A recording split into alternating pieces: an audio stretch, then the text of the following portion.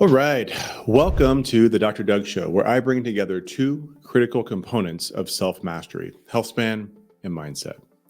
The topics presented here will help you to improve both your body and your mind and to help you to live better, longer. 3, 2, 1. Here we go!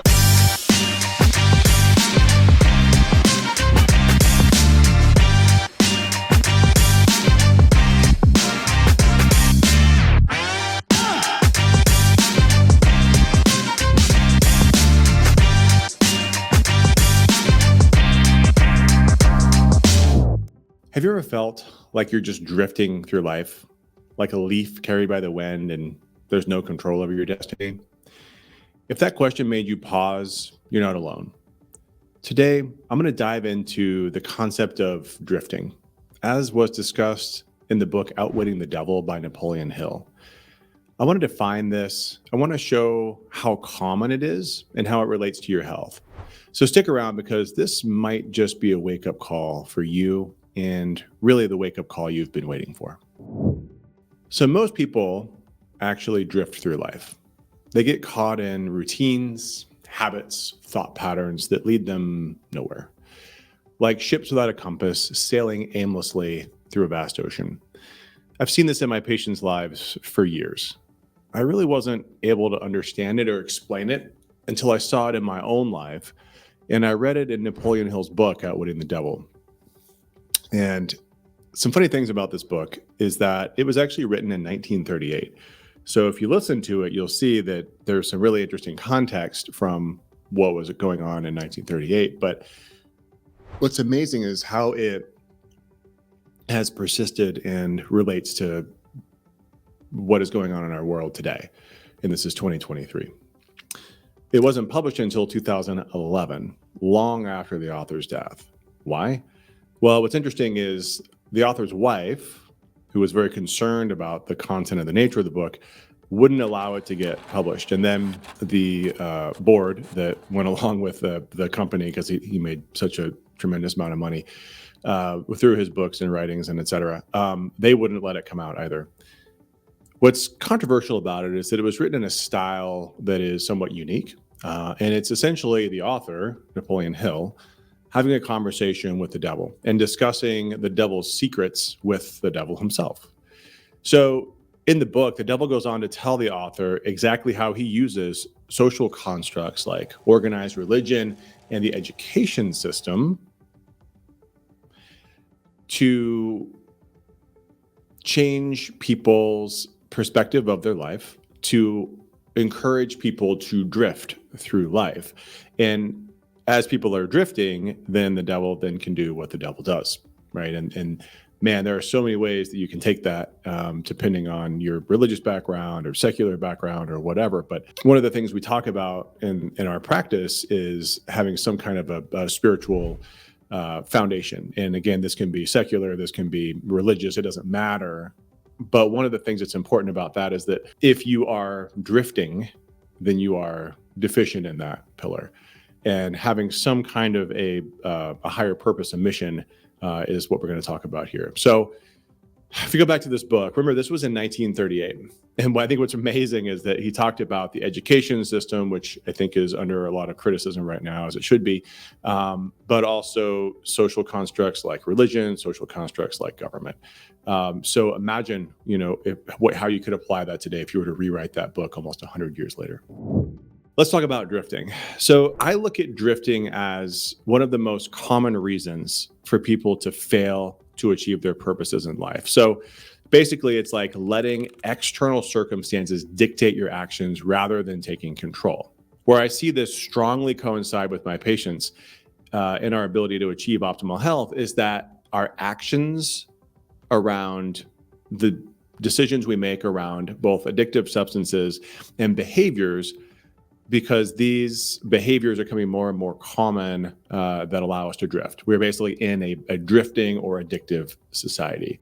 So to point this out, that according to the Substance Abuse and Mental Health Services Administration, it's estimated that nearly 21 million Americans age 12 and older struggle with a substance use disorder. This was back in 2019, pre-pandemic, probably much higher now.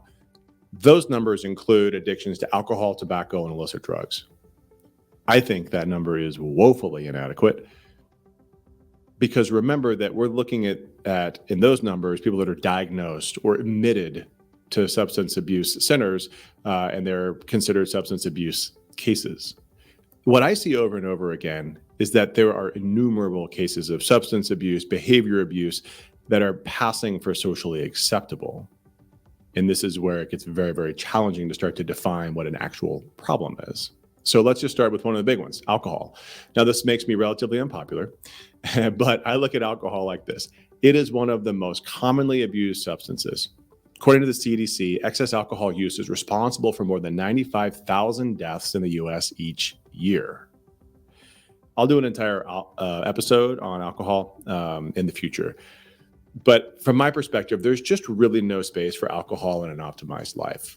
Let's just assume that we are generally socially accepting of alcohol in our society, and that I'm a rare entity in viewing alcohol as something that shouldn't exist in our lives. But let's just assume that it is accepted, because it is. And yet it causes almost 100,000 deaths a year.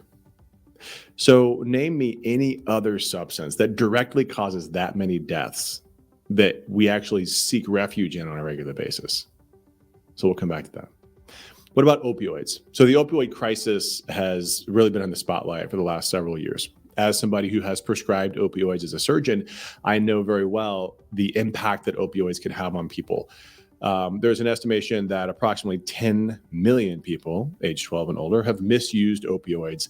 And again, this is data from 2019. I think, unfortunately, this has continued to get exponentially worse, not only because of the same pathways that were being exploited in 2019, but also now because of the additional pathways of fentanyl and overdoses that are occurring because of the crisis at the border, because we have fentanyl coming in previously unavailable products that can be in anything, and the dosages of fentanyl that are being consumed are unfortunately very, very high, very toxic and fatal. So I think those numbers are going to get a whole lot worse as we start to look over what's happened over the last 5 years.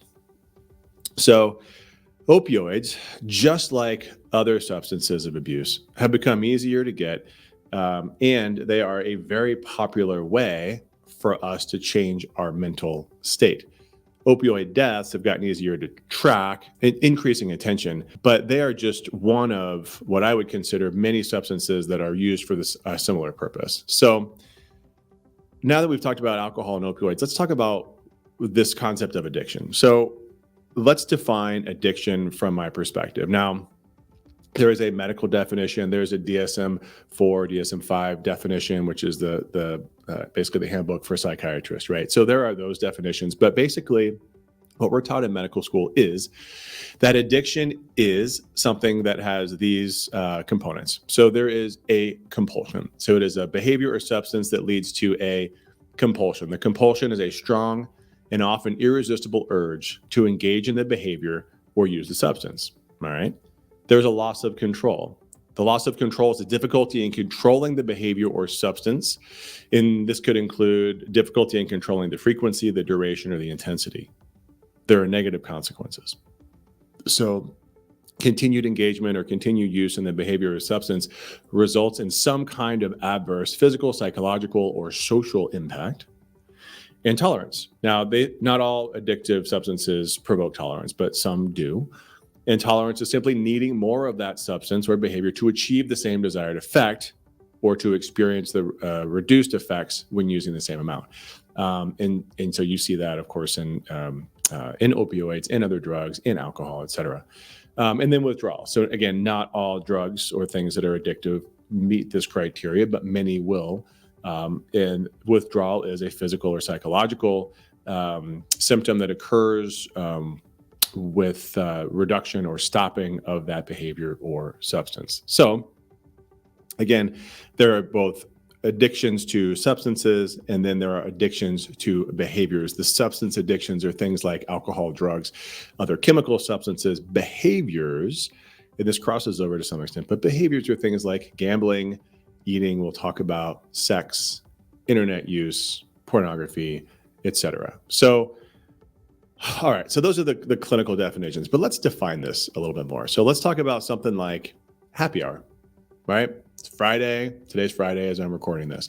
Coming up on it's almost 3:00. So 3:00, people start thinking, hey, man, it's Friday. It's happy hour. Does happy hour fit this criteria? Well, does it cause a compulsion?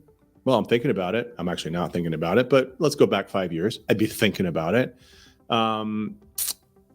Would I potentially lose control in a Friday afternoon happy hour? Well, we haven't talked about my history of drinking, but the answer is yeah.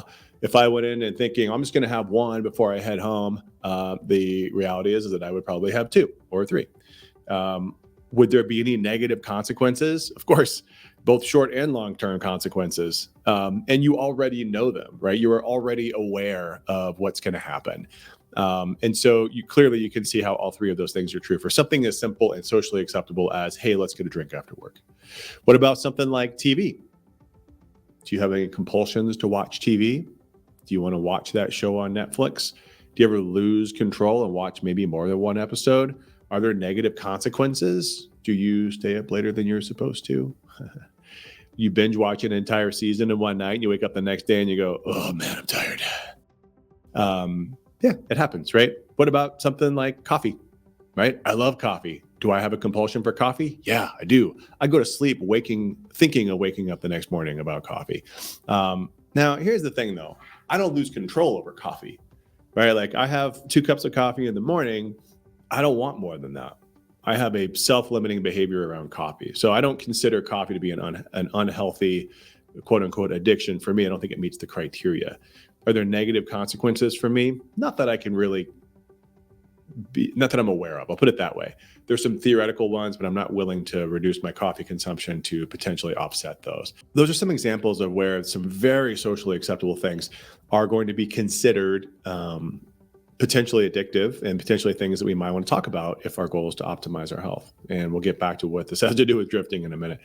I also wanted to mention some other things. We talked about a few behaviors. And so I just wanted to mention some behaviors because there are things like I always talk about gambling, and boy, I don't see it in my patient population. I know it is probably a big deal because I hear about it all the time. But what I see in my patients is, let's call it social media use.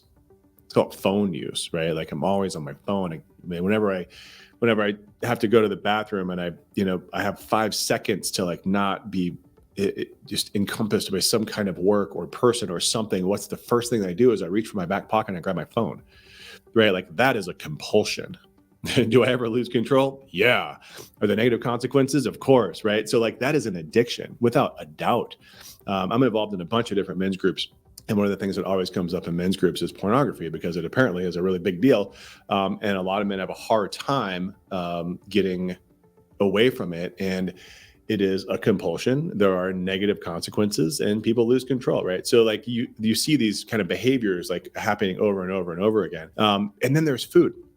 And man, we live in an addictive culture of highly processed foods that are designed to be addictive. And the reason why they're designed to be addictive is because they are these unnatural combinations, a high fat, salty, high carbohydrate thing, right? Or a high fat, high carbohydrate, baked good. Like those things don't occur in nature and they're so addictive to our brain and they're designed that way intentionally. So we can call it whatever we want, but ultimately we're surrounded by addictive substances and behaviors. And sadly, the impact is more than just profits for companies. It's physical disease. It's mental disease. And sadly, I also see this in a lot of the groups that I'm in and that I've been involved in, which is mental disease and then leads on to suicide.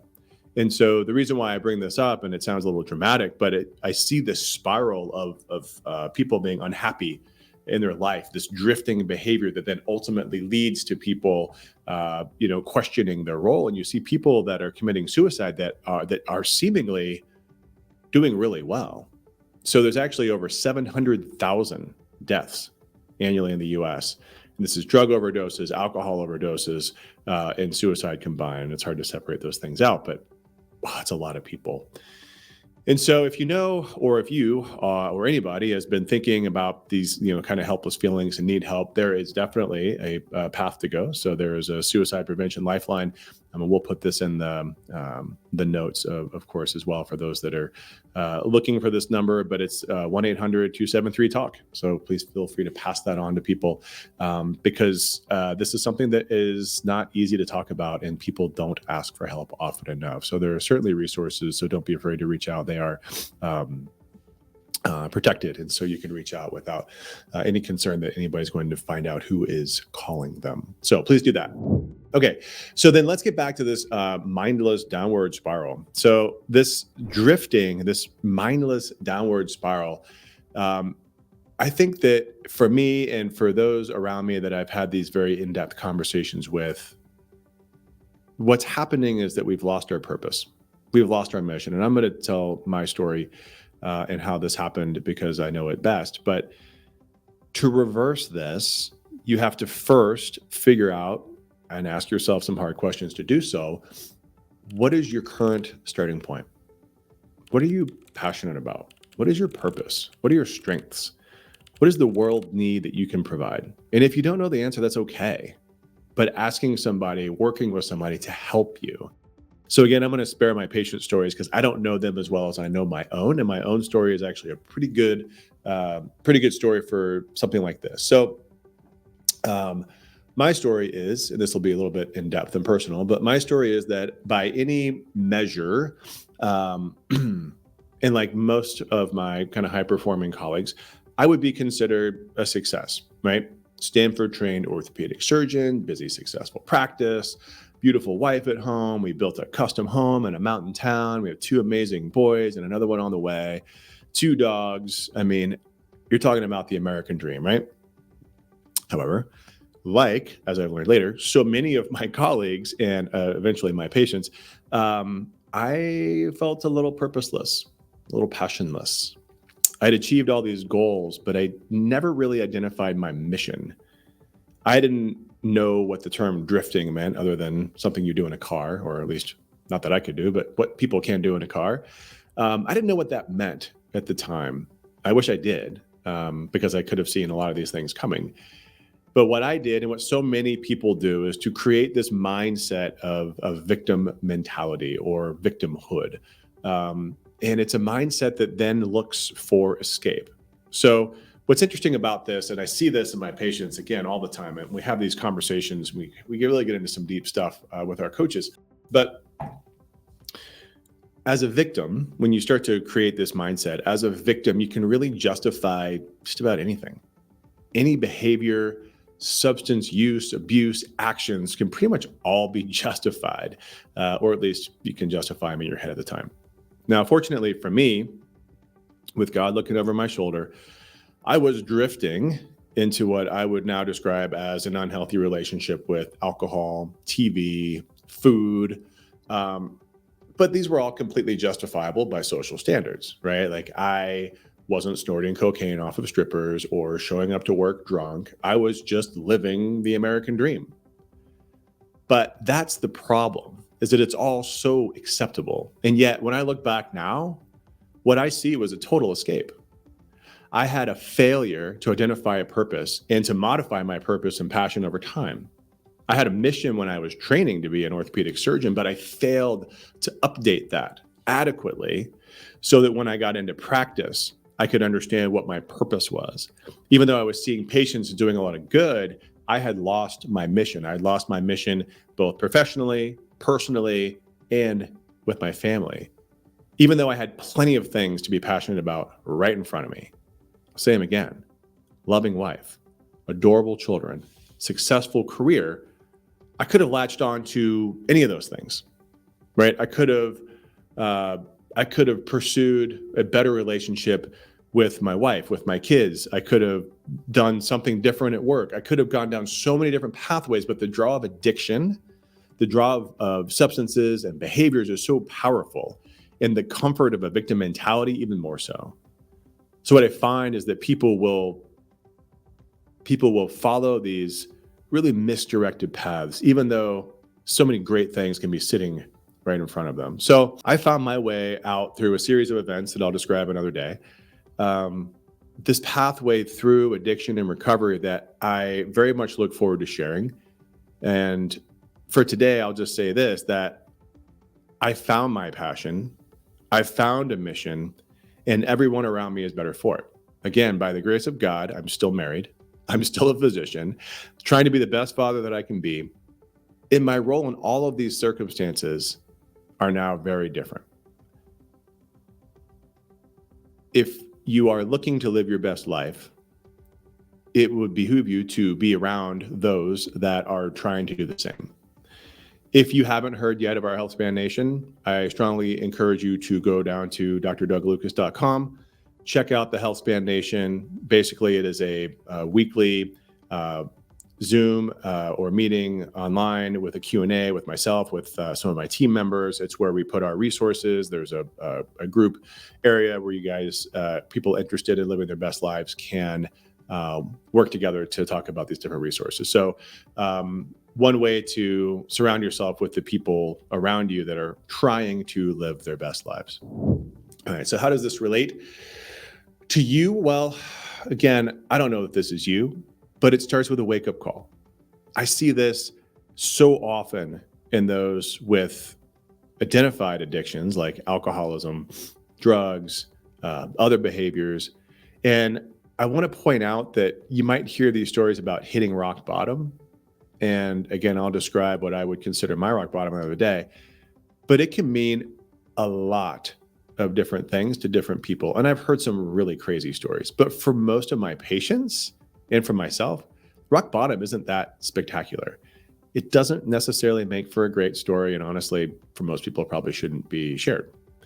Rock bottom can look like simply just a realization of reality. What is going on in my life? Where have I lost my way? What is my purpose? What do I want? Am I living a wanting life, or am I living a needing life? What is my unique gift? There's so many different ways to fill that void. And again, I'll share mine as an example of successfully coming out of this because I know it best, but also because you can consider it a caution to timing and impact. So my emotional rock bottom was filled with despair, depression, anger, resentment, all of these super fun emotions that people get wrapped up in. I could feel it. Those around me could feel it. I didn't know it, but I was acting out. I was probably not a lot of fun to be around, but still from the outside, everything looked fine. Now, fortunately, I didn't burn anything to the ground. I never jeopardized a patient life. I never showed up drunk. I never did anything stupid like that. And that's why my story is not as dramatic as some that I've heard. But I had the potential to hurt a lot of people. And I probably did hurt some people along the way, emotionally. It doesn't have to be that way, because while there are some dramatic stories, you can find this, what I would call a soft bottom, in a much more gentle way by just opening your eyes and being open to the idea that some of these things might be occurring in your life. So some of these more dramatic things, are sometimes picked up by like social media, certainly potentially legacy media, and certainly social circles. And when you hear some of these crazy stories, a lot of times you just think like, man, how could that person do that? Like, how do you get to this point? And you see some of these stories, and these are the sad things that come to fruition for some people, which is you see physicians that actually do show up drunk at work, right? The airline pilot that tests positive for drugs after flying, like, how did that happen? The coworker who's having an affair at their office, you're thinking, man, like, how did you get to this point in your relationship that now you're having this essentially open affair in the office? I had a colleague in training who had child pornography and was involved in a child pornography ring, right? And like you look at some people and you're like, man, how did you get to this point? You see people that will gain, dozens or hundreds of pounds for what seems like no reason. But then ultimately, there are so many different versions of these stories, right? There's so many different ways that you can react to the social circumstances that are around you, and you can fail to identify what you need in order to stay on your mission, what you need in order to stay true to those around you and to the purpose that you're living in your life. So once you sink into that victim mindset, anything can be justified, and is. We see it all the time, right? We use terms like addiction, mental illness, and those things do exist. And I'll probably have a discussion about mental illness and other things on another day. But for now, let's just talk about how to reverse direction. How do you stop drifting? One of the quotes that I like in this space is by Jim Rohn, and he states that your life does not get better by chance. It gets better by change. So you can call it whatever you want. You can call this by the grace of God. You can call it a spiritual path. You can call it a lot of things. But it always starts from within. It always starts from making a decision to make a change. So for me, again, I'll tell you my story. My emotional bottom led to a need for a change. I couldn't have, and most people probably can't, do it alone. I needed to understand my patterns before I could change them. The first time I heard victim mindset was long after I'd been in one, right? But the most powerful tool for me was coaching. I'm a big believer of the power of coaching, whether it be business, personal, athletic, whatever. Many people will talk about therapy, and there's certainly a place for that. But I like coaching because coaching will push, with the right individual, will push you in a forward direction rather than spending a lot of time talking about the past, right? So sometimes that's important, but ultimately I want to know, how do we move forward? How do we create measurable and meaningful steps along the way? How do we get to the next step? That's why I built coaching into our program. That's right. We have a physician-led program that is dietitian and coach driven, because it takes the frequent coaching to be able to drive people toward their goals once those goals have been realized. So once you identify that starting point and you've done the work to wrap your mind around what your true mission is, what your unique gift is, then it's just a matter of knocking out small victories along the way. For those of us that are goal driven, that's easy, right? And I said this then too. Give me a goal and I'll knock it out. But if I don't understand the goal, I can't get there. And that's true for all of us. Setting clear goals, but also setting clear boundaries with substances and behaviors that serve you or don't serve you. And this will look different for everyone. So for me, I recognize for me that alcohol didn't serve me. I didn't have a capacity to drink moderately. And ultimately what I know now is that it doesn't serve anybody, even to drink moderately, for whatever you want to define that as. But for me, once I decided that it wasn't for me, I was able to walk away from alcohol so easily, right? And this is where I see so many people struggling with this idea of addiction and recovery and how alcohol is such a challenge. And again, that's a conversation for another day. It's a tough one. But once you make that decision, you can simply walk away. You can decide that you have free autonomy and you can choose to not be a victim of it. And that's what I did over 2.5 years ago with alcohol. And I don't crave it. And I never have, not since that first day. For many, this requires additional work. It may require different support groups. And again, a topic for another day. Other things for me is that I recognize that I was using television in kind of a similar way. This was sort of like as streaming became very commonplace. And so my wife and I would find ourselves kind of binge watching programs, not often, but probably too often. And so it was easy, though, to create boundaries here. So this is something that we still have in our lives. We still watch TV occasionally, but not a lot. Well, we will watch a season of a show, but it'll take us weeks or months to get through it, rather than binge watching an entire season in one night, right? So we're able to create boundaries. My alarm goes off on my phone. Hey, it's bedtime, time to go. So we can do that. And again, that's something that whatever it is, social media, different forms of entertainment, gaming, whatever it is, just creating those clear boundaries. Understanding that the boundaries have to be set for you to protect your mission. And once you start protecting your mission, your life can be that much more gratifying. So for me, once I identified what my mission was, what my purpose was, how I could serve those around me, it could be my family, my kids, my wife, my patients. Now, all of a sudden, everything looks different, right? So now I'm no longer drifting. I have a purpose. I have a mission. And it is so much different than drifting through even a successful career. How I feel How I go through my day, how I end my day, and how I start my day are completely different. I don't have a reason to run or to hide. I'm not looking for an escape from my life. I love my life. I love what I have. And I love what I'm building. And it's a very, very different scenario. And again, this will look different for everyone. But I strongly encourage anyone who recognizes that they are using substances, entertainment, behaviors, anything as an escape from their life, to use the same principles that we use in healthcare. Let's use this idea of a root cause analysis and figure out why you need to escape in the first place. What are you running from?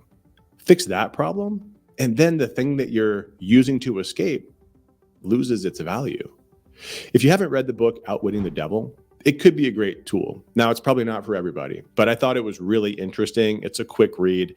It might be a little hokey. Just again, it's written in 1938, and it's the author talking to the devil. But it is an interesting read and an interesting visit through this feeling of drifting, and how the author looks at drifting as a way for people to miss out on their life. And again, this is what people mostly do through their entire life. Drifting is simply avoiding reality. It's avoiding pain, but in the process of doing so, you're missing out on joy and you're missing out on happiness. We shouldn't hide from our lives, but rather embrace our life. It is a gift. We should celebrate the journey that's been given to us, no matter what it is. We likely chose to be here. We likely chose this journey. So let's enjoy it. It's a ride. We choose to be on this ride. If I could make a recommendation for anybody watching this, and you feel like maybe you are drifting through life, find purpose, aim for optimal, not average. And if you need help, ask for it. Because remember, we are created for greatness. We should be seeking optimal, not average. So don't be afraid to be extraordinary, because that's what it takes. All right. I know that drug on and on, but here's the end. If you haven't already and you're on YouTube, please click the subscribe button. Helps other people to find the same content. If you haven't joined our HealthSpan Nation yet, head over to drduglucas.com. Check out what we have to offer you there. It's where you'll find all of our discount codes, our resources, our weekly Q&A, and our group of people that are seeking to aim for optimal, not average. So if you're not there, I hope to see you there soon, and I will see you on the next episode. This presentation is for general informational purposes only, does not constitute the practice of medicine, nursing, or other professional healthcare services, including the giving of medical advice. No doctor-patient relationship is formed. The use of this information and the materials linked to this presentation are at the user's own risk. The content in this presentation is not intended to be a substitute for professional medical advice, diagnosis, or treatment. Users should not disregard or delay obtaining medical advice for any medical condition they have, and they should seek the assistance of their healthcare professionals for any such conditions. See you next time.